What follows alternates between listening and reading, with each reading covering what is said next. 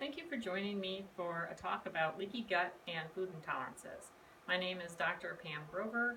My practice is in Rochester, New York, and I am board certified in family medicine, also board certified in anti-aging, regenerative, and functional medicine. I have a membership with the Institute for Functional Medicine and try to keep up with their information as well. So food intolerances and leaky gut will present a lot of symptoms in your body. It doesn't have to be just symptoms in your gastrointestinal tract, but if you do have them in your gastrointestinal tract, you might have things like bloating, gas, abdominal cramps, possibly diarrhea or constipation, and you might notice that a food causes some of these symptoms. However, you could have food sensitivities without obvious symptoms immediately after you eat the food. Other symptoms that would suggest that you have leaky gut or food intolerances would be headaches, body aches, joint pain, rashes like eczema, psoriasis, acne.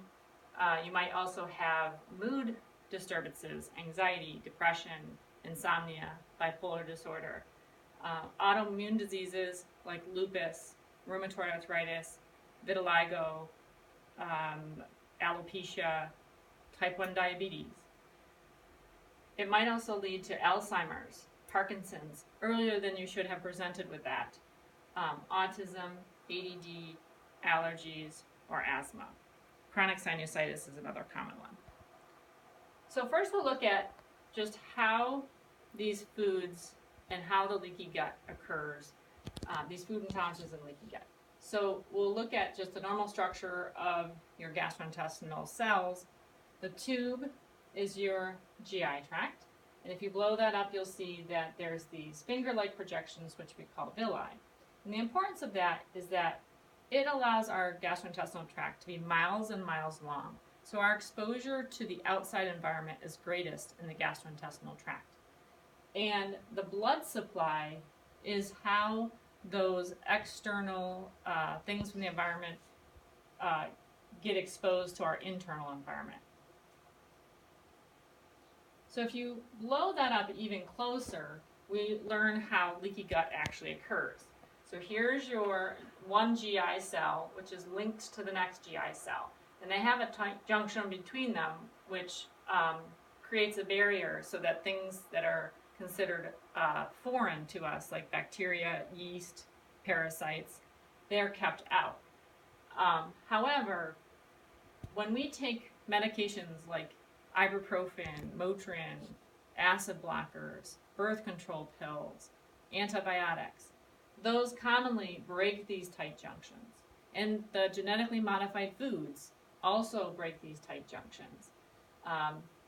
So once those junctions are broken, foods that normally would have been seen as normal and a non-invader is now getting digested before they're fully broken down. So the protein looks differently. So when that food goes into the blood supply and it's exposed to our immune system, now it feels different to them, it looks different to them, and it's going to make an antibody against that food that's going to attack the food, but it's also might come back around. So here's your nice villi with lots of blood supply. It's going to help you absorb your nutrients. And if you have celiac, so if you have genetic tendency towards celiac, then those immune complexes are going to come around and start to chew down and eat away at your villi. Instead of having what we would consider a shag carpet inside your GI tract, you're going to have a Berber carpet, and you'll get iron deficiency, osteoporosis. So those are some of the biggest red flags for looking for gluten intolerance or celiac disease. So to get even a little more visual on how the immune system works, once those different food particles get in, they get exposed to an immune cell, which then creates a cascade of events that turns on the antibody production. So each food might create a different antibody complex.